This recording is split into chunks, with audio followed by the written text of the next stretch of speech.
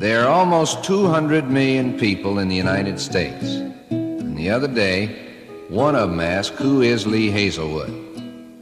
Well, there wasn't no one else around, and since I am Lee Hazlewood, I said, there ain't no one else around, and since I am Lee Hazlewood, I'll answer that, friend. Well, sir, he reared back and gave me a daddy bear punch that caused my left eye to smart for the better part of a month. Now, this proved two things. One, he wasn't necessarily a friend, and two, he really didn't care who Lee Hazlewood was no way.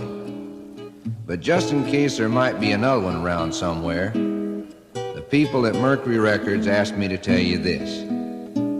Lee Hazlewood was born in Manford, Oklahoma, July 9th, 1929.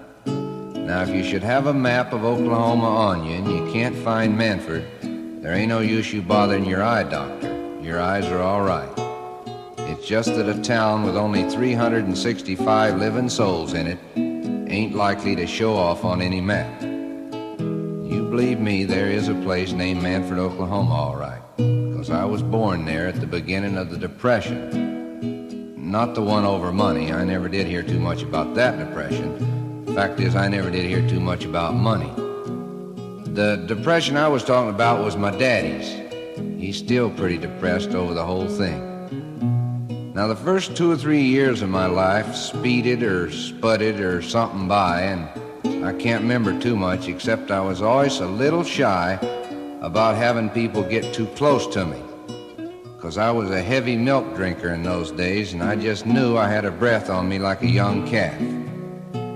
Now, when I was 6 years old, my mother gave birth to a little girl they called Sarah, and she later turned out to be my one and only sister. I didn't care too much for her at the time, because she had shifty eyes, and I knew even then that you shouldn't put too much trust in people with shifty eyes. In fact, I left home a day or two after she was born, but when I came back that same night, my folks still had her, so I decided what the heck, or some other word, I wasn't going to give up a good thing just because of a small, shifty-eyed baby named Sarah. So, I spent the next 6 years of my life helping my folks feed her milk and telling all my friends to notice how her breath smelled like a young calf.